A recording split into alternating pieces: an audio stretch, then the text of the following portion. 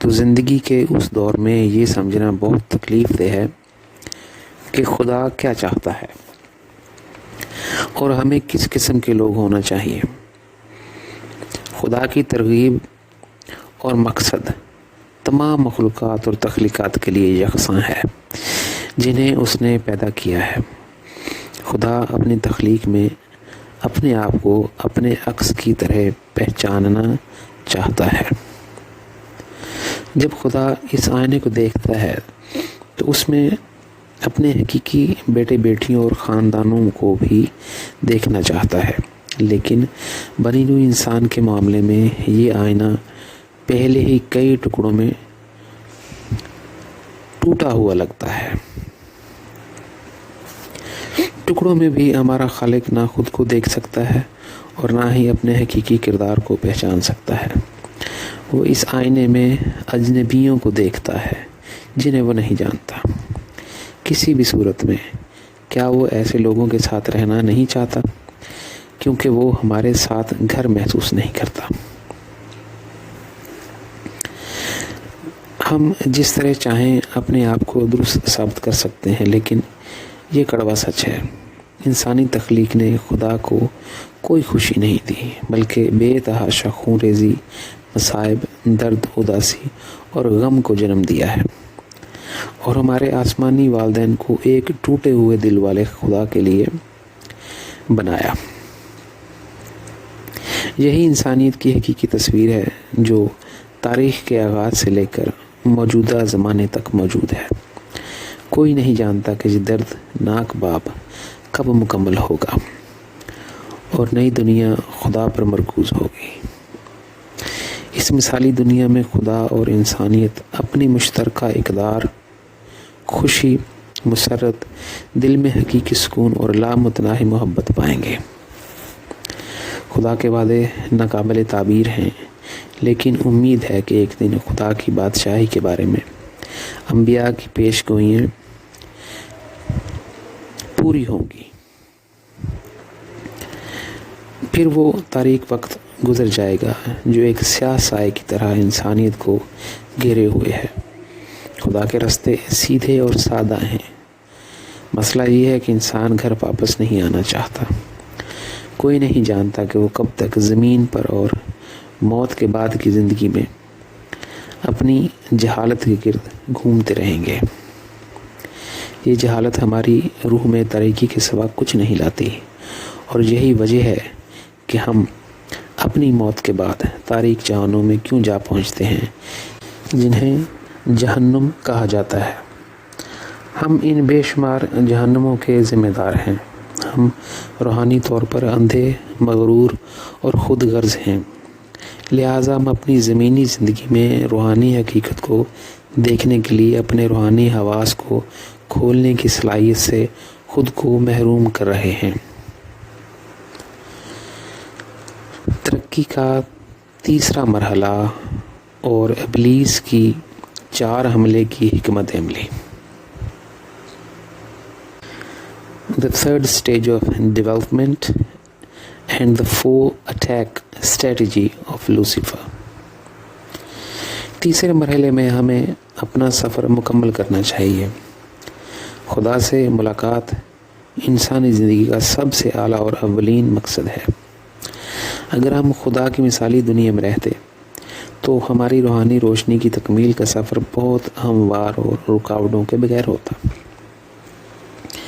جب سے بنی نوع انسان نے اپنے حقیقی گھر کو کھو دیا اور اپنے خود غرض مقاصد کی تکمیل کی، تب سے اس زمین پر برائی سرگرم عمل ہے، اور اس نے خدا کی طرف انسانی سفر کو انتہائی پیچیدہ بنا دیا ہے، یہاں تک کہ ابلیس نے انسانی مخلوق کو تخلیق کرنے سے پہلے خدا سے کہا، خدا تیرے طریقے بہت سادہ، سیدھے اور غیر پیچیدہ ہیں۔ انسانوں کی تخلیق کے بعد ابلیس نے ہمارے خالق کو درج ذیل الفاظ میں مخاطب کیا، تیرے انسان بہت ناشکرے ہیں، تو نے انہیں سب کچھ اور اپنی زیادہ تر محبت دی، لیکن وہ ہمیشہ تجھ سے منہ موڑ لیتے ہیں اور اپنی خود غرض اور لالچی دنیا میں رہتے ہیں۔ در حقیقت ابلیس اور فرشتوں کو، جو بعد میں اپنے مقام سے گر گئے، بنی نوع انسان کے زوال کا سبب بننے کے لیے اتنی محنت نہیں کرنی پڑی۔ انسانی ارواح پہلے سے ہی اپنے اندر خدا کی منشا کے خلاف بغاوت کرنے کی بڑی صلاحیت رکھتی تھیں۔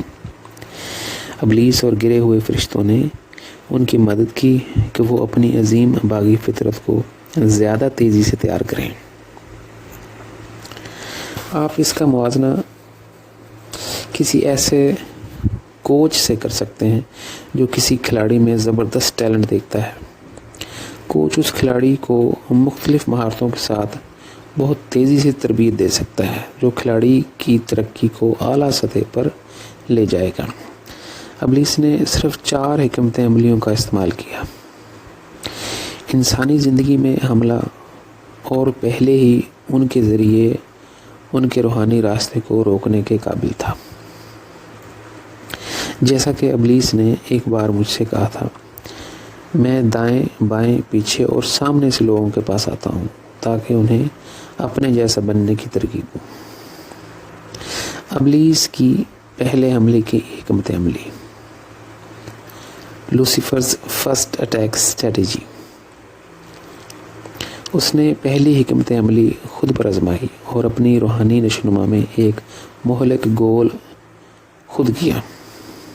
اگرچہ ابلیس سچائی کی روشنی میں پلا بڑھا، روحانی قوانین، اصولوں، احکامات کی پیروی کرتا تھا اور خدا اور جنتوں کے بارے میں مزید سچائی جاننے کے لیے بےتاب تھا، لیکن وہ اپنی زندگی اور دل کو خدا کی محبت میں رنگنا نہیں چاہتا تھا۔ اس نے بالکل یہی رویہ تمام مذاہب تک پہنچایا۔ ہمیں تمام عقائد میں بہت سے عقائد اور سچائیاں ملتی ہیں۔ مومن اپنے انبیاء اور نجات دہندگان سے چمٹے رہتے ہیں، لیکن خدا ان کی زندگی اور دل کا مرکز نہیں بنتا۔ مذاہب پورے دل سے اعلان کرتے ہیں کہ ان کی تعلیمات میں تمام سچائی موجود ہے، اور پھر بھی ان کے پیروکاروں کے دل اور روح میں خدا کے لیے صرف ایک چھوٹا سا مقام ہے۔ وہ یہ بھول گئے ہیں کہ انہیں جو بھی سچائی ملی ہے وہ روحانی زندگی کا راستہ تیار کرنے کے لیے اچھی ہے، لیکن خدا سچائی اور روحانی قوانین سے بالا تر ہے۔ خدا ہر مخلوق کے ساتھ محبت میں بسنا چاہتا ہے۔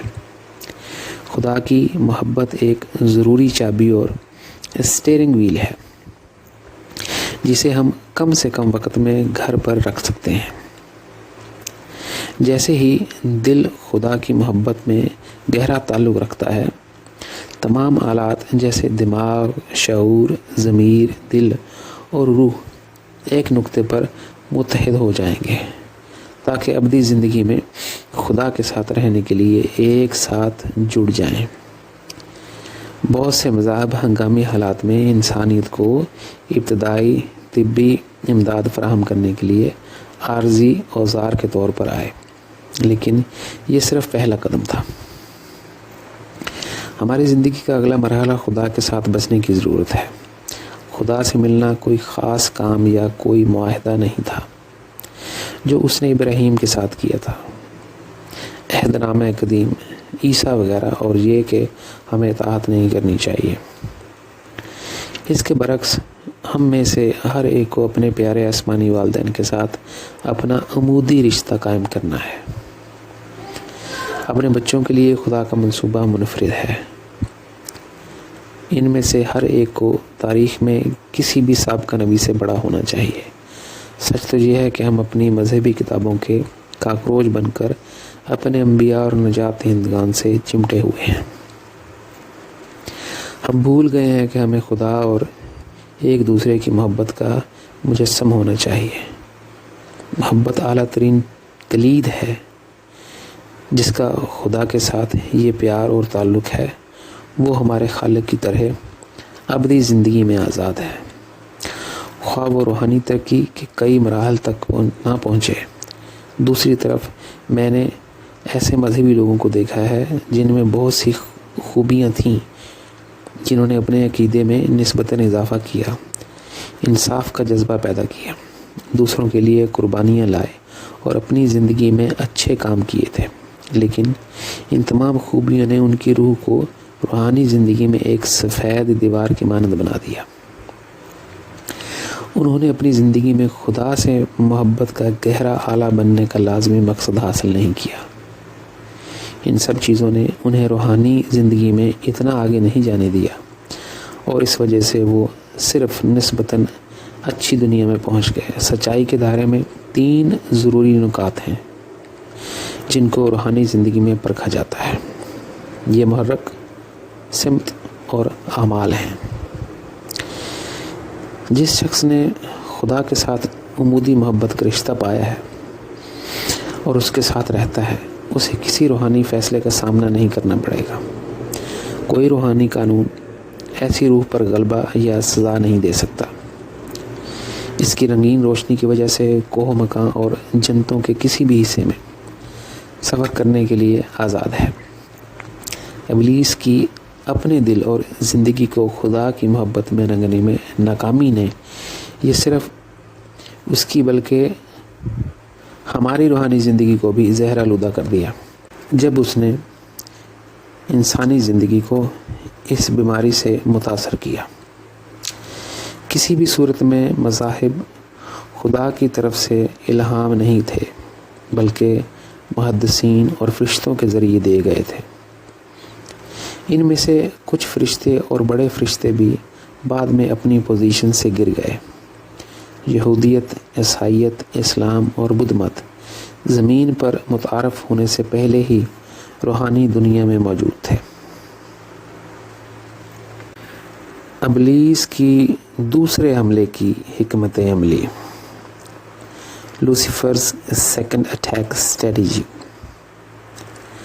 ابلیس اور دوسرے گرے ہوئے فرشتے خود ابلیس کے دوسرے حملے کی حکمت عملی کا شکار بن گئے۔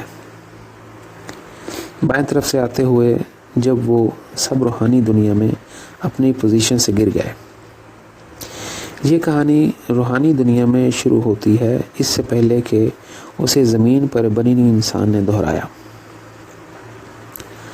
زیادہ تر فرشتے اور جن نیز بے شمار دیگر مخلوقات روحانی سائنس کے ذریعے بہت سے زاویوں اور خدا کی مکملیت کو دریافت کرنا چاہتے تھے۔ ان کا محرک خدا کے وجود کی ضرورت کو ختم کرنا تھا۔ جیسے ہی وہ اس کے مکمل اسرار کو دریافت کرتے کہ وہ واقعی کون ہے اور کون سے قوانین اور اصول ہمارے خالق کو اتنا طاقتور بناتے ہیں۔ جب حق تعالیٰ نے دیکھا کہ یہ مخلوقات اس کے باوجود کہ حق کو ختم کرنے کے لیے اپنے دماغ اور عقل کا غلط استعمال کرنا چاہتے ہیں، تو اس نے ان سے علم الہی حاصل کرنے کی صلاحیت چھین لی۔ اگلے زوال نے ان تخلیقات کو بہت پسماندہ کر دیا۔ آپ ان کم جہانوں میں ان کے دماغ اور ذہانت کے مرحلے کا الزائمر سے موازنہ کر سکتے ہیں۔ خدا کی طرف سے عطا کردہ ہر حیرت انگیز فضل واپس لے لیا گیا۔ اس سے اور ان کے جہانوں میں ان کی نشوونما اور ظاہری شکل میں قرون وسطیٰ کے زمانے کی طرح نظر آتے تھے۔ یہ کہانی خود کو زمین پر دہرا سکتی ہے، کیونکہ لوگ اسی طرح کام کرتے ہیں۔ سائنسی تحقیق اور تجربات کے ذریعے وہ ایک ایسے مقصد کے لیے کوشاں ہیں جن کا انسانی زندگی کے حقیقی مقصد سے کوئی تعلق نہیں۔ خدا پرستی، خدا کے نظریے اور محبت کے بغیر انسانیت خود کو ایٹمی ہتھیاروں سے تباہ کر لے گی۔ پھر تہذیب کی ترقی بھی قرون وسطیٰ کے زمانے میں صدیوں پیچھے پھینک دی جائے گی۔ انسانیت صرف اور صرف اپنی خود پر مرکوز خوشی تلاش کرنے کی تحریک کے باعث خدا سے دوری میں رہتی ہے۔ سائنسی تجربات کے ذریعے لوگ یہ جاننا چاہتے ہیں کہ زندگی کیسے شروع ہوئی۔ ان دریافتوں کو ان کی زندگی کو آزاد بنانا چاہیے، اور نہ کہ خدا کے وجود کی ضرورت کو ختم کرنا چاہیے۔ مجھے ڈر ہے کہ لاکھوں سال پہلے روحانی دنیا میں رونما ہونے والی کہانی اپنے آپ کو دہرائے گی اگر ہم خدا اور اس بنیادی مقصد کی طرف رجوع کریں جس کے لیے اس نے ہمیں پیدا کیا۔ محبت کی تخلیق بننے کے لیے ہمیں اپنی تخلیق کی قدر جاننا ہوگی۔ میں دعا کرتا ہوں کہ اس بار لوگ ابلیس کے آلائے کار نہ بنیں، کیونکہ طویل مدت میں اس سے روحانی زندگی میں صرف نقصانات ہی ہوں گے۔ ابلیس کی تیسرے حملے کی حکمت عملی، لوسیفرز تھرڈ اٹیک اسٹریٹجی۔ ابلیس کی تیسری حکمت عملی پیچھے سے حملہ کرنا ہے۔ ابلیس اور اس کے گرے ہوئے فرشتے جنہوں نے اپنی پوزیشن چھوڑ دی، روحانی دنیا میں یہ طریقہ پہلے ہی استعمال کر چکے ہیں۔ بنی نوع انسان اور دیگر مخلوقات کی تخلیق میں خدا کا ان کے لیے یہ محرک تھا کہ وہ اس کے خاندان سچے بیٹے بیٹیاں بنے۔ کسی بھی طرح انہیں جاسوسوں کی تخلیق نہیں بننا چاہیے تھا۔ اس کی بجائے ہمیں محبت میں خدا سے ملنا چاہیے۔ بہت سی تخلیقات، گرے ہوئے فرشتے اور انسان بھی دوہرا معیار رکھتے ہیں اور اپنی اصلیت کو ماسک کے پیچھے چھپاتے ہیں۔ لوگ نہیں جانتے کہ روحانی زندگی میں ان کی روح ننگی ہے اور ہر کوئی ان کی کمزوریوں کو پہچانتا ہے۔ ہر کوئی ہمارے حقیقی محرک کو دیکھ سکتا ہے اور ہم واقعی وہاں کس قسم کے شخص ہیں۔ یہ گری ہوئی تخلیقات نے ایک بار سچائی میں ترقی کی تھی اور بہت اچھی طرح کی تھی۔ خفیہ طور پر وہ پھر سے جاسوسوں کی طرح کام کرتے تھے اور چوروں کی طرح گھر کے پچھواڑے سے داخل ہونے کی کوشش کرتے تھے، یعنی جنتوں میں جانے کے لیے کوئی راہ تلاش کرتے تھے۔ خدا نے انہیں کئی بار تنبیہ کی، لیکن ایک خاص مدت کے بعد خدا کے کمزور نکات کو تلاش کرنے کی ان کی فطرت واپس آ گئی۔ ہم ہندو مت میں بھی اس بیماری کو پا سکتے ہیں۔ ہندو خود شناسی، خود مرکز روشن خیالی میں یقین رکھتے ہیں۔ وہ ایک دوسرے سے اعلان کرتے ہیں، میں خدا ہوں، تم خدا ہو، لیکن میں جانتا ہوں کہ میں خدا ہوں۔ وہ بھول گئے ہیں کہ خالق ایک ہی ہے۔ جب ان مخلوقات نے روحانی دنیا میں اپنے لیے اپنی زندگی کا مقصد طے کیا اور خدا کی تخلیق کو چرانے کے لیے پچھلے دروازے سے جنتوں میں داخل ہونے سے باز نہ آئے تو زوال شروع ہو گیا۔ وہ تاریک جہانوں میں جا گرے اور اپنی روشنی کھو بیٹھے۔ جب خدا اندھیرے کی کوہ مقام تنہا تھا تو اس نے اپنی روشنی سے کہا، اگر میں تمہیں مخلوقات کے ساتھ بانٹ دوں تو تم ان کے ساتھ گھر محسوس نہ کرو تو تم انہیں چھوڑ سکتے ہو۔ تو یہ ہوا، جب خدا کی روشنی نے ان مخلوقات میں گھر محسوس نہ کیا تو وہ پیچھے ہٹ گئی اور وہ پیچھے تاریک جہانوں میں گر گئے۔ اگر ہم خدا کی مخلوق میں جاسوس یا ڈاکو بن کر داخل ہونے کی کوشش کریں تو زمین پر بھی آفت آ سکتی ہے۔ اپنے مجرمانہ محرک کو چھپانا ہمیں طویل مدت میں روحانی دنیا میں اپنے افسوسناک انجام کا سامنا کرنے سے نہیں روکے گا۔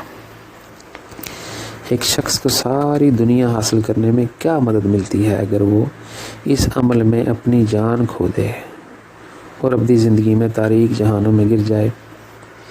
میں نے دیکھا کہ کئی بار خدا نے اولیاء یا پیغمبروں کو معاف کیا جب وہ روحانی زندگی میں ایسی جاسوس فطرت رکھتے تھے، لیکن جب وہ بار بار اس فطرت سے چھٹکارا پانے میں ناکام ہو گئے تو وہ اپنی روشنی کھو بیٹھے اور انہیں انتہائی افسوسناک انجام کا سامنا کرنا پڑا۔ خدا کی بادشاہت بچوں سے تعلق رکھتی ہے، کیونکہ بچوں کی فطرت پاکیزہ ہوتی ہے اور وہ اپنے والدین کے ساتھ رہنے کے علاوہ कुछ नहीं चाहते। हमें बच्चों की तरह पाकीज़ा रहना चाहिए और उम्र भर खुदा से मोहब्बत करनी चाहिए, बजाय इसके कि वो जन्नत में मुजरमों, जासूसों या डाकुओं के तौर पर घर के पिछवाड़े के रास्ते से दाखिल हों। इब्लीस की चौथे हमले की हिकमत अमली। लूसीफर्स फोर्थ अटैक स्ट्रेटजी। हमले की चौथी हिकमत अमली सामने से हमला करने के लिए खुद इब्लीस ने रूहानी दुनिया में पहले ही आजमाया था। इब्लीस, फरिश्ते और दीगर मखलूक़ात ने जो उसके साथ गिरे थे, बहुत पहले खुदा पर बहस और तनकीद की थी। उन्होंने खुदा के बहुत से फ़ैसलों पर सवाल उठाए क्योंकि वो उसे अक़ली तौर पर नहीं समझ सकते थे और उन पर अमल करने में मुश्किल पेश आती थी। हमारे खालिक के बहुत से इंतखाब उनकी नज़र में गैर मुनसिफाना थे। उन्होंने खुदा से शिकायत की और उससे मुतालबा किया, तूने हमें पैदा किया और अब तूने हमें तन्हा छोड़ दिया। अब अपनी ज़िंदगी हम खुद जीते हैं। तुम्हें हमारी मखलूक की ज़िंदगी में दखल देने की क्या ज़रूरत है? तू अपने अंदरूनी मकसद में शिरकत के लिए हमें गहराइयों से मुतासर करना चाहता है, जो हम ऐसा नहीं चाहते। इसलिए कोई फ़र्क नहीं पड़ता कि हमारी तख्लीक तुम्हारी पैरवी करती है या नहीं। तो खुदा तमाम मखलूक़ात के साथ यकसा सलूक करे और सबको यकसा फ़ायदे दे। वो वक़्त आया जब हमने तुझ से अपना ताल्लुक़ ख़त्म कर दिया और अपने ही जहान में खुशी से जीना चाहा। तुम्हारी हिम्मत कैसे हुई कि नूरी मखलूक़ात बेचकर हमारी तख्लीक को आज़माने के लिए ये ऐलान करके कि सूफियाना और आला जनते हैं जहाँ तुम्हारे साथ हकीकी रूहानी खुशी मिल सकती है। हमें इससे नफ़रत है। हम सिर्फ ये चाहते हैं कि तुम हमारी ज़िंदगी से हमेशा के लिए गायब हो जाओ। तूने हमें पैदा किया और अब तुम्हें लगता है कि तुम हम पर अपनी ज़ाती मलकियत के तौर पर कब्ज़ा कर सकते हो। मैं लोगों की तरफ से बहुत से मिलते जुलते जवाबात सुनकर हैरान रह गया जब मैंने अपनी किताब हम कलामी खुदा, इब्लीस और जन्नतों के मकीन के बारे में गवाही दी। मेरे बनी हुई इंसान साथियों ने जैसी ज़ुबान से जवाब दिए वो बहुत मुश्किल थे। वो कहने लगे, हम अपना गुजारा खुद करते हैं और खुदा हमें कुछ नहीं देता। अपनी गवाही देना बंद करो। बेहतर है कि नौकरी मिल जाए। हम अपनी ज़िंदगी में खुदा के मौजू को पहले से ही मुकम्मल तौर पर चेक कर चुके हैं। ये खुदा वैसे भी हमसे क्या चाहता है? हमें अकेला छोड़ दो, अपनी खुदाइयत लो और अपने वतन वापस जाओ और जाकर वहाँ बात करो। कभी कभी उन्होंने मुझे ये भी कहा, इस दुनिया में बहुत बुरी किस्मत है। ये खुदा कहाँ है? वो लोगों को मुश्किलात में मदद क्यों नहीं करता? लोग भूल जाते हैं कि तमाम मसाइब की असल वजह वो खुद हैं। उन्होंने गलत सिमत में कदम उठाए हैं और ख़ुद ही बहुत से तबाहकुन हालात पैदा किए हैं। सिर्फ इस वक्त जब उनकी ज़िंदगी में बदकिस्मती फैल जाती है, क्या वो खुदा के बारे में पूछते हैं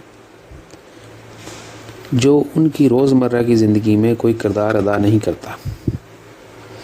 इब्लीस ने इंसानी फितरत को मुतासर किया और बनी नू इंसान को खुदा के ख़िलाफ़ बागी बना दिया।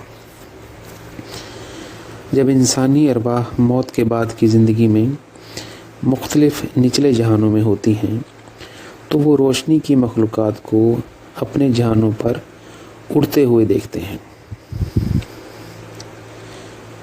ये मखलूक अमन के हकीकी ज़ायके से लुत्फ़ अंदोज़ होने के लिए रोशनी की मुख्तलिफ़ रफ्तार से सफ़र करती हैं। इनके लिए कोई भी जगह, کھلی ہو کوئی رکاوٹ انہیں روک نہیں سکتی۔ وہ مختلف تخلیقات سے لطف اندوز ہو سکتے ہیں۔ دوسری طرف انسانی ارواح کو لاتعداد تاریک جہانوں میں تکلیف اٹھانی پڑتی ہے، کیونکہ جو کچھ انہوں نے زمین پر بویا وہ روحانی زندگی میں کاٹنا ہے۔ اس کے علاوہ روحانی دنیا میں روح سے تاریک عناصر کو تبدیل کرنا ہے اور ان کو دور کرنا ایک بہت ہی پیچیدہ اور انتہائی مشکل عمل ہے۔ دوسری طرف جنتوں کی مخلوق اور فرشتے تاریک انسانی روحوں کے ساتھ سمجھوتا نہیں کرتے۔ وہ انہیں ایسے مرحلے میں بہتر جہانوں میں داخل نہیں ہونے دیتے۔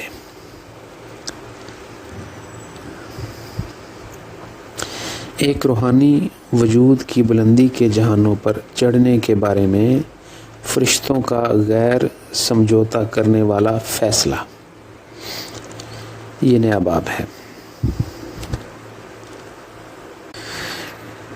The uncompromising decision of the angels about the ascent of spiritual being into the high dimension۔ میں یہاں ایک مثال دینا چاہوں گا۔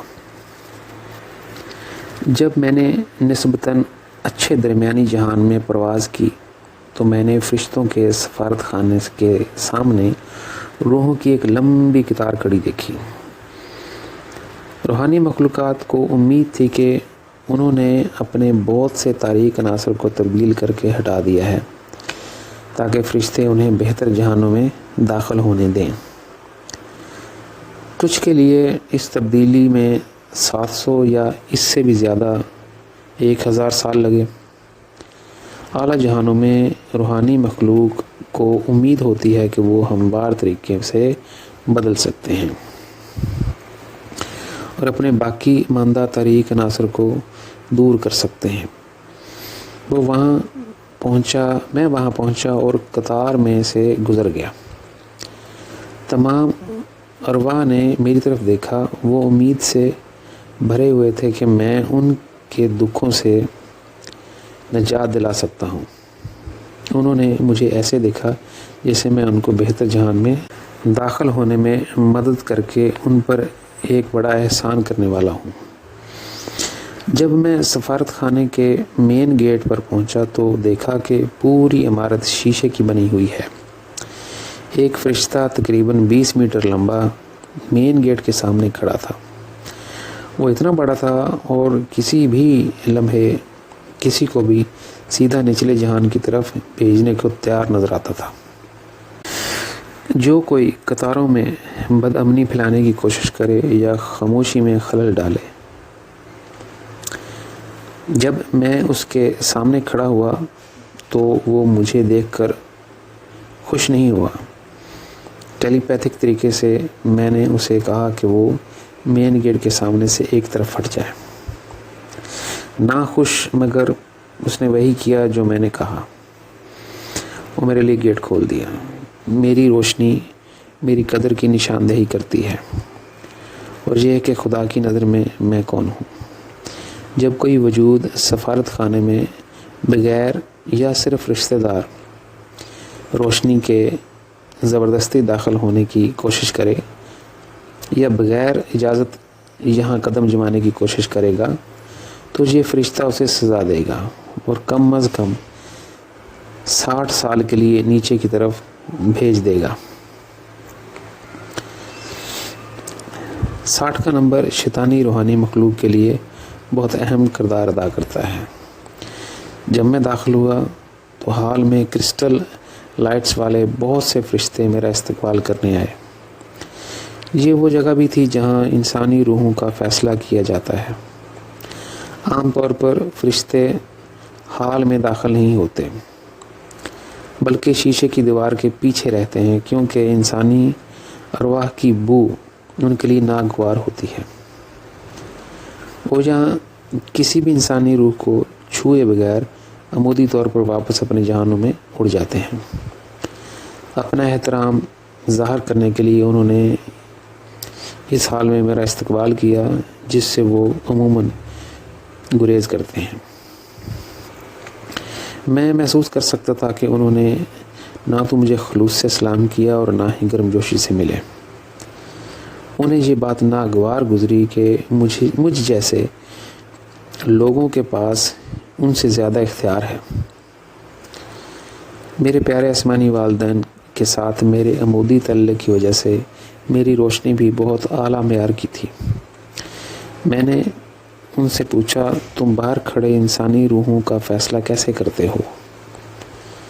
میں اس عمل کو دیکھنا چاہتا ہوں۔ انہوں نے کہا، ہم تمہیں دکھائیں گے، شیشے کے پیچھے آؤ، لہٰذا تمہیں بری یا کم بد روحوں کو سونگھنے کی ضرورت نہیں ہے۔ میں نے جواب دیا، یہ میرے لیے ٹھیک ہے، میں ان کی بدبو جانتا ہوں کیونکہ میں ہر روز زمین پر ان کے ساتھ رہتا ہوں۔ انہوں نے مجھے ایک خاص مشین دکھائی۔ جب روح اس مشین پر ہوتی ہے تو یہ بالکل ظاہر کرتا ہے کہ آیا روح اعلیٰ جہانوں میں جانے کے لیے اہل ہے یا نہیں۔ فرشتے کسی سے سمجھوتا کیے بغیر اس مشین کے تقاضوں پر سختی سے عمل کرتے ہیں۔ ان میں سے ایک کے بعد ایک روحانی مخلوق فرشتوں کے سامنے آتی گئی اور میں حیران رہ گیا کہ کچھ ارواح اپنے تاریک عناصر سے چھٹکارا پانے کے لیے 900، 1500، 2000 یا 3000 سال تک جدوجہد کرتی رہیں۔ جیسے ہی ایک روح مشین پر کھڑی ہوئی، اس نے بالکل ظاہر کیا کہ اس نے کتنا اندھیرا، خود غرضی اور لالچ کو دور کیا اور کتنا باقی ہے۔ جس چیز نے مجھے بے آواز کر دیا وہ فرشتوں کا انتھک فیصلہ تھا۔ انہوں نے ان مخلوقات کو، جنہوں نے بہت کوشش کی تھی اور ان کی روح میں صرف چند فیصد تاریک عناصر تھے، کو ایک اعلیٰ جہان پر چڑھنے نہیں دیا۔ انہوں نے مشین کے نتیجے کے مطابق سختی سے فیصلہ کیا اور ان مخلوقات کو ان کے جہانوں میں واپس بھیج دیا تاکہ ان کی روح میں باقی آخری تاریکی سے چھٹکارا حاصل کیا جا سکے۔ صرف اسی طرح وہ ایک اعلیٰ جہان میں پہنچ سکتے ہیں۔ اس تباہکن فیصلے کے بعد روحانی مخلوق کی مایوسی ان کے چہرے پر دیکھی جا سکتی تھی۔ ان میں غصہ اور نفرت پیدا ہو گئی۔ جیسے ہی انہوں نے سفارت خانے کی طرف منہ موڑا تو ان کے منہ سے فرشتوں کے بارے میں برے الفاظ نکلے۔ ان کی سینکڑوں بلکہ ہزاروں سال کی تمام جدوجہد اتنے کم وقت میں ختم ہو گئی۔ جب وہ اپنے پرانے جہانوں کی طرف لوٹتے ہیں جہاں کوششوں، جدوجہد اور بری سرگرمیوں کے سوا کچھ نہیں، ان کا انتظار ہوتا ہے، تو انہیں خود کو بہتر کرنے کی کوشش کرنی چاہیے۔ اس کے علاوہ فرشتے انہیں صرف 300، 400 یا 800 سال کے بعد اعلیٰ جہان میں جانے کی اہلیت کے لیے درخواست دینے کا اگلا موقع دیں گے۔ یہ ان مخلوقات کے لیے ایک ناقابل یقین حد تک طویل وقت ہے، نہ صرف اس لیے کہ انہیں اپنے معیار کو اپنے جہان میں برے حالات میں برقرار رکھنا ہے جو تنازعات، مصائب اور درد کی شکل میں ہے، بلکہ اس لیے بھی کہ انہیں مثبت طور پر ترقی بھی کرنی چاہیے۔ اس عمل اور اس سخت فیصلے کو دیکھنے کے بعد میں نے فرشتوں سے کہا، ایک استثناء ہونا چاہیے۔ ان روحانی مخلوقات کے لیے ایک بہتر دنیا میں جانے کے لیے کسی قسم کی رواداری ہونی چاہیے۔ ان کی تمام کوششیں ختم ہو جاتی ہیں کیونکہ انہیں مزید 400 سال کے لیے اپنے جہان میں واپس جانا ہوتا ہے۔ وہاں انہیں کوئی امید نظر نہیں آتی اور مایوسی کی وجہ سے وہ پرانے طرز عمل میں واپس آ جاتے ہیں۔ فرشتوں نے جواب دیا، ہمیں پرواہ نہیں ہے۔ یہ مشین ایک اعلیٰ دنیا سے آتی ہے، اس معیار پر غیر سمجھوتے کے ساتھ عمل کیا جانا چاہیے۔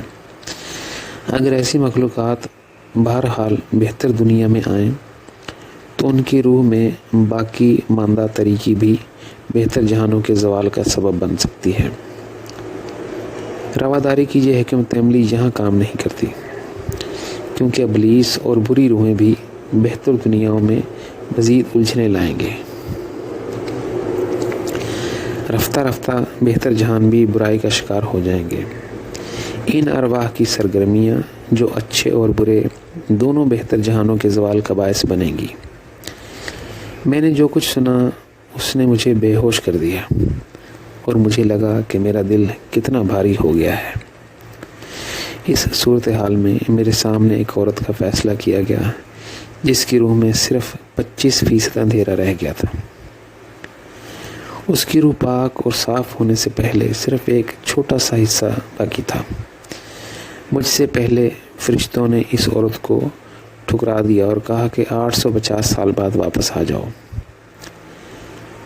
ان الفاظ سے وہ زور سے سسکیاں لینے لگی۔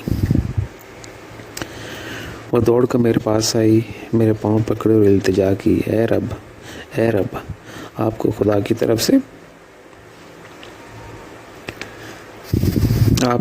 کی طرف سے میری تقدیر بدلنے کی طاقت اور اختیار حاصل ہے۔ میں اس جہان میں رہنے کا عذاب برداشت کر سکتی ہوں، لیکن یہ میرے لیے ناقابل برداشت ہے کہ میرا چھوٹا بیٹا جو میرے ساتھ ایک کار حادثے میں مر گیا، جو ایک بہتر دنیا میں ہے، اور میں اس کے ساتھ نہیں رہ سکتی۔ میں اس کے ساتھ رہنا چاہتی ہوں۔ میں اس جہان میں نہ جی سکتی ہوں نہ مر سکتی ہوں۔ میری خواہش اور وہ لمحات جب میں نے اپنے بچے کو بہت یاد کرتی ہوں، مجھے اندر ہی اندر سے ٹکڑے ٹکڑے کر دیتے ہیں، اور مجھے نہیں معلوم کہ اس کے بارے میں کیا کروں۔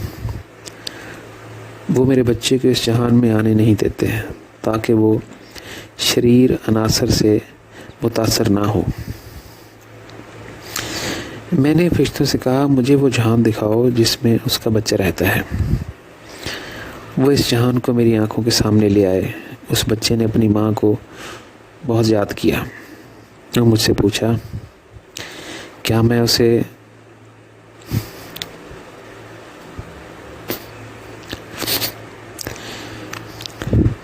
اسے دیکھنے میں اس کی مدد کر سکتا ہوں؟ یہ ساری صورتحال اتنی جذباتی تھی کہ مجھے اس جہان میں ایسی ٹوٹی ہوئی دل کی کہانی دیکھنے کا بہت گہرا افسوس ہوا۔ میں نے فرشتوں سے پوچھا، اسے جانے دو اور اپنے بیٹے کے ساتھ بہتر جہان میں رہنے دو۔ انہوں نے جواب دیا، یہ روحانی قوانین کے خلاف ہے، جنتوں کے حکم میں مداخلت نہ کرو۔ میں نے اپنی خواہش پر اصرار کیا۔ ان کے پاس میری بات ماننے کے سوا کوئی چارہ نہ تھا، لیکن انہوں نے مجھ سے کہا، ٹھیک ہے، ہم اسے وہاں بھیجیں گے کیونکہ تمہارے پاس اختیار ہے۔ اسی وقت ہم جنتوں میں اس کی شکایت کریں گے۔ میں نے اس سفارت خانے کو کچھ ہی دیر میں چھوڑ دیا اور اڑ گیا، کیونکہ مجھے ڈر تھا کہ اب باقی تمام ارواح مجھ سے اسی طرح دل دہلا دینے والی مدد کی درخواست کریں گے۔ میں نے بعد میں سنا کہ یہ عورت دراصل اس بہتر دنیا میں ایڈجسٹ نہیں ہو سکی۔ اس کی بری عادتیں اس کی روح میں مزید تاریک عناصر لے آئیں۔ تھوڑی دیر بعد فرشتوں نے اسے اس کے پرانے جہان میں واپس بھیج دیا۔ میں روحانی دنیا سے دل کو توڑنے والی بے شمار کہانیاں جانتا ہوں۔ خاندان کے افراد ایک ہی جہان میں نہیں آتے ہیں، بلکہ ہر رکن کو اس روحانی دائرے میں تفویض کیا جاتا ہے جو اس کی روحانی نشوونما سے مطابقت رکھتا ہے۔ اس مقام سے انہیں ان لوگوں کے ساتھ ایک عجیب و غریب جہان میں نئی زندگی شروع کرنی ہوگی جو فطرت میں بہت ملتے جلتے ہیں، روحانی دنیا میں ان میں سے اکثر اپنے پیارے اور خاندان کو بھول جاتے ہیں، اور وہ لوگ جن کے ساتھ وہ زمین پر رہتے تھے جیسے جیسے وقت گزرتا ہے۔ سب سے تلخ سچائی یہ ہے کہ میں نے خدا، روحانی دنیا اور موت کے بعد کی زندگی کے بارے میں جو بہت سی روحانی سچائیاں پیش کیں، ان کے باوجود مجھے زمین پر اتنی جہالت ملتی ہے۔ صرف چند ہی خدا کی کتابوں اور آسمانی مخلوقات میں دلچسپی رکھتے ہیں جو میں ظاہر کرتا ہوں۔ ایسا لگتا ہے کہ مجھے بھی تاریخ کے پچھلے انبیاء کی طرح ایک انتہائی افسوسناک انجام کا سامنا کرنا پڑے گا، جنہوں نے اپنی آخری سال دور دراز مقامات پر تنہا گزارے۔ وہ اپنے ساتھیوں کے ساتھ ابدی زندگی کے بارے میں انکشافات کو ان تک پہنچانے کے لیے کوئی بنیاد نہیں ڈھونڈ سکے۔ میں انسانی ترقی کے تیسرے مرحلے پر واپس آتا ہوں۔ یہ مختلف تخلیقات کی تمام مخلوقات اور انسانوں کے لیے حقیقی امن، ضمیر اور شعور کی آزادی، خدا کے ساتھ کبھی نہ ختم ہونے والی محبت اور ہم آہنگی کے ساتھ کوہ و مکان سے لطف اندوز ہونا ایک لازوال انعام ہے۔ تاہم ہمارے سیارے پر صرف چند روحیں نسبتاً اس سطح تک پہنچی ہیں۔ میں ان روحانی مخلوقات کو نبی کہتا ہوں۔ سخت الفاظ میں یہ ہر شخص کا مقصد ہے کہ وہ اپنی محبت خدا کو دے اور اس سے محبت کرے۔ رشتے کی اس احساس مرحلے کو عمودی رشتہ کہا جاتا ہے۔ ہماری پہلی محبت خدا سے ہونی چاہیے، اور اسی بنیاد پر ہم اپنی ابدی زندگی کے لیے اپنا گھر بناتے ہیں۔ میں یہاں وضاحت کروں گا کہ عمودی تعلق کا کیا مطلب ہے۔ عمودی تعلق کی بنیاد رکھنے کے لیے ہمیں یہ تسلیم کرنے کی ضرورت ہے کہ محبت اور زندگی کا حقیقی لازمی ذریعہ خدا کی طرف سے آتا ہے۔ خدا کی محبت نے زندگی کو جنم دیا۔ ایک بار کسی نے خدا کے ساتھ اپنے عمودی تعلق کی بنیاد رکھی اور وہ اپنے خالق کے ساتھ گہری محبت میں جڑا ہوا ہے، ہم اس شخص کو حقیقی وجود کہتے ہیں۔ یہ شخص خدا جیسی فطرت رکھتا ہے، ناقابل تغیر اور غیر مشروط ہوتا ہے۔ وہ اپنی محبت کی خاطر اپنا سب کچھ قربان کر دیتا ہے۔ زمین پر ان لوگوں کو نبی یا نجات دہندہ کہا جاتا ہے، جنہوں نے انسانیت کے گھر آنے کے لیے بہت سے پل بنائے۔ انبیاء اور نجات دہندگان کی طرح تیسرے مرحلے تک پہنچنے کے لیے بہت سے چیلنجز پر بھی قابو پانا ہوتا ہے، لیکن اس سے ان کے لیے انعامات پوری ابدی زندگی کے لیے ہیں۔ گوتم بدھ، ابراہیم، موسیٰ، عیسیٰ اور محمد بہت مشہور پیغمبر ہیں جنہوں نے خدا کے ساتھ اپنی روحانی خوشی حاصل کرنے کے لیے زمین پر تمام خوشیوں کو پیچھے چھوڑ دیا۔ اس کے علاوہ کچھ ولی ایسے بھی تھے جنہوں نے خدا کی محبت کے حقیقی ذائقے کو جاننے کے لیے سب کچھ دے ڈالا۔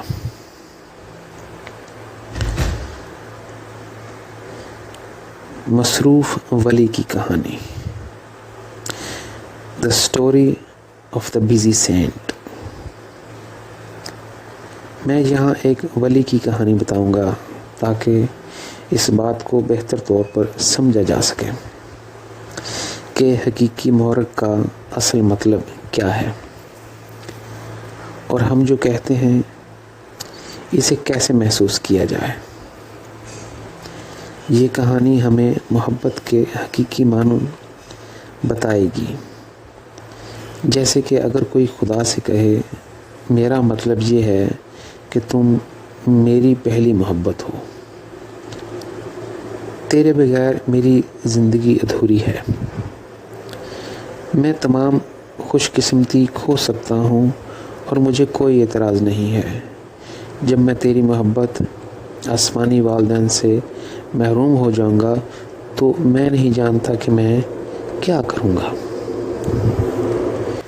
کیونکہ تجھ جیسا کوئی بھی ابدی زندگی میں نہیں ہے۔ تو واحد ہے جس نے مجھے محبت کا حقیقی ذائقہ اور ابدی زندگی دی۔ تو نے مجھے اپنی مہربانی اور کبھی نہ ختم ہونے والی نعمت کی چھتری تلے ہمیشہ زندہ رہنے دیا۔ ماضی میں ایک شخص تھا جو بہت امیر تھا اور اس کے بہت سارے کاروبار اور منصوبے چل رہے تھے۔ وہ اتنا مصروف تھا کہ اس کے پاس اپنے لیے وقت ہی نہیں تھا۔ ہم کہہ سکتے ہیں کہ اس نے اپنی زندگی بہت سے ظاہری منصوبوں اور مقاصد کے لیے وقف کر دی تھی۔ اس کے ساتھ ساتھ وہ روحانی زندگی کے حقیقی معنوں میں بھی دلچسپی رکھتا تھا۔ وہ اپنی شناخت، اپنی اصلیت اور وہ واقعی کہاں سے آیا ہے جاننا چاہتا تھا۔ وہ جاننا چاہتا تھا کہ اس کی زندگی کا اصل مقصد کیا ہے اور اسے اپنی روحانی خوشی حاصل کرنے کے لیے اور اس مقصد کو پورا کرنے کے لیے کیا کرنا ہے۔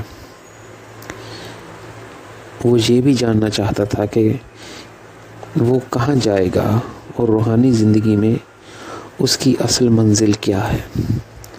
کبھی کبھی روحانی زندگی کے بارے میں اس کے سوالات نے اسے اپنی کاروباری سرگرمیوں کے ٹریک سے باہر پھینک دیا۔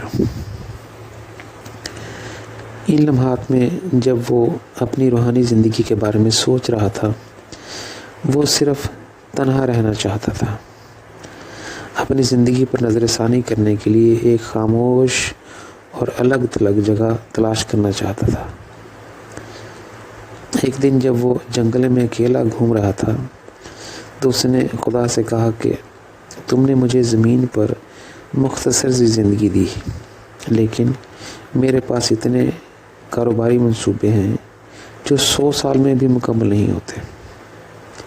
میرے پاس اس بات کی کوئی ضمانت نہیں کہ میں کل بھی زندہ رہوں گا، لیکن میں نے زمین پر اپنے لیے ایک ایسی ظاہری بنیاد تیار کی ہے جسے میں اس پر بہت طویل عرصہ زندہ رہوں گا۔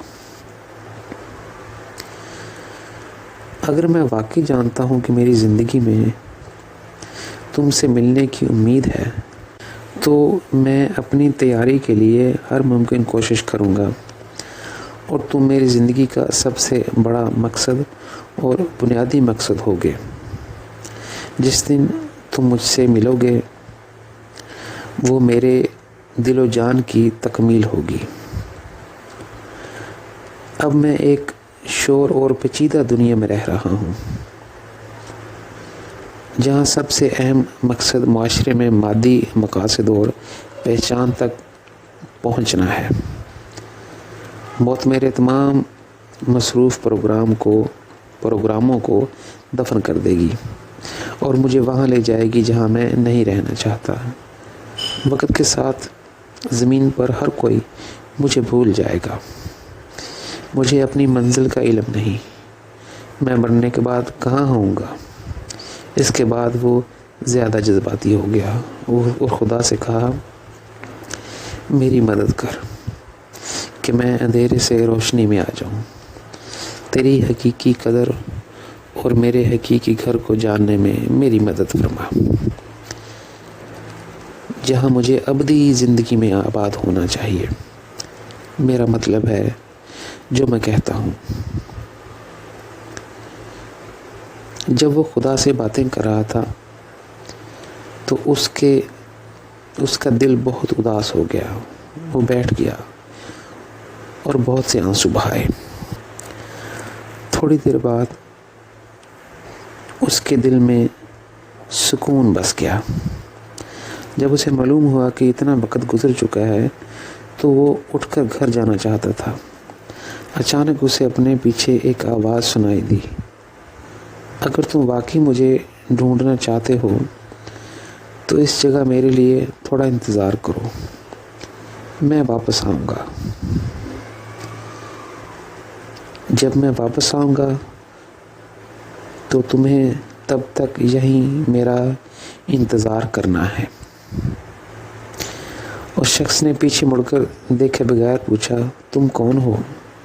آواز نے جواب دیا، میں وہ ہوں جس نے تمام ابدی زندگی اور ظاہری کائنات کو تخلیق کیا ہے۔ میں نے بے شمار مخلوقات پیدا کیں اور تمام مخلوقات کو ایک ہی مقصد دیا کہ میں ان کے دلوں کی منزل ہوں۔ اس کے بعد پھر خاموشی چھا گئی۔ اس نے پیچھے مڑ کر دیکھا تو وہاں کوئی نہیں تھا۔ اس نے اس سمت میں جھک کر اپنے آپ سے کہا، اے میری زندگی کے خالق اور وہ جس نے مجھ سے وعدہ کیا تھا کہ وہ ایک دن میرے پاس واپس آئے گا، جب بھی تو واپس آئے گا تو مجھے یہیں اپنا منتظر پائے گا۔ یہ ہو سکتا ہے کہ میں یہیں مر جاؤں، لیکن میری آنکھیں کھلی رہیں گی۔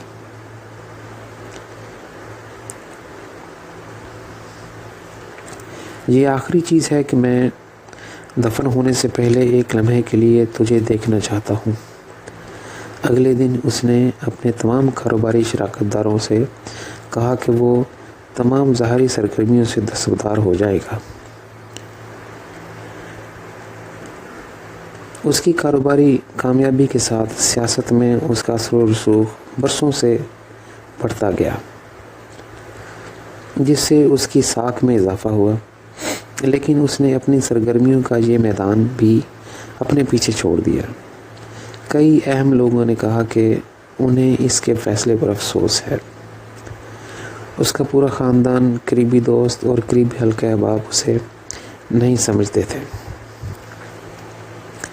انہیں شک ہوا کہ اس نے یہ جو آواز سنی ہے، ان کی رائے میں وہ محض اس کا وہم تھا، یا اس کی تمام کاروباری سرگرمیوں کے بوجھ نے اسے ذہنی مریض بنا دیا تھا۔ اس لیے اس نے ایسا فیصلہ کیا۔ کئی ہفتوں تک انہوں نے اسے اپنا فیصلہ بدلنے اور اپنی پرانی معمول کی زندگی میں واپس آنے کے لیے بہت سے مشورے دیے۔ انہوں نے اسے کامیابی کاروباری میدان میں مسلسل اپنا فعال اور اہم کردار ادا کرنے پر راضی کرنے کی پوری کوشش کی، کیونکہ اس کے بغیر چیزیں ٹوٹ سکتی تھیں۔ اس نے ایک نہ سنی اور سب کو ٹھکرا دیا۔ چند ماہ تک ممتاز سوسائٹی نے اسے معاشرے میں واپس لانے کی بہت کوشش کی، لیکن اس نے اپنا فیصلہ نہ بدلا۔ انہوں نے دیکھا کہ اس کا فیصلہ بدلنے کا کوئی راستہ نہیں تھا۔ سب نے اسے قدم قدم پر چھوڑ دیا۔ تمام کاروبار اس کی بیوی اور بچوں کو منتقل کر دیا گیا۔ اس کے بعد اس نے اس جگہ پر ایک چھوٹی سی جھونپڑی بنائی، جہاں اس نے خدا کی آواز سنی تھی، جس نے اسے بتایا کہ وہ ایک دن واپس آئے گا۔ اپنے ساتھیوں کے لیے اب وہ ایک پاگل آدمی یا ذہنی طور پر بیمار سے زیادہ کچھ نہیں تھا، کیونکہ وہ بری روحوں کے زیر اثر تھا، اور نہ کہ خدا نے اس سے کہا کہ ہوگا کہ وہ اپنی تمام خوش قسمتی اور خوشیاں چھوڑ دے۔ وقت آنے پر دنیا اسے بھول گئی۔ 40 سال بعد جب اس کی عمر تقریباً 83 سال تھی تو اسے چلنے کے لیے چھڑی کا استعمال کرنا پڑتا تھا اور وہ مشکل سے دیکھ پاتا تھا۔ ایک دن وہ دریا میں مچھلیاں پکڑ کر اپنی جھونپڑی میں واپس آیا۔ اس نے اپنی مچھلی کو بھوننے کے لیے آگ لگائی اور درخت کے تنے پر بیٹھ گیا۔ اپنے خیالات میں اس نے اپنی زندگی پر غور کیا اور تب سے اپنے فیصلے پر سوال کیا۔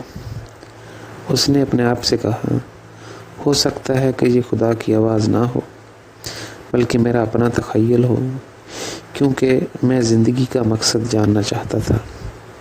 اگر یہ خدا کی آواز ہوتی تو وہ بہت پہلے واپس آ چکا ہوتا۔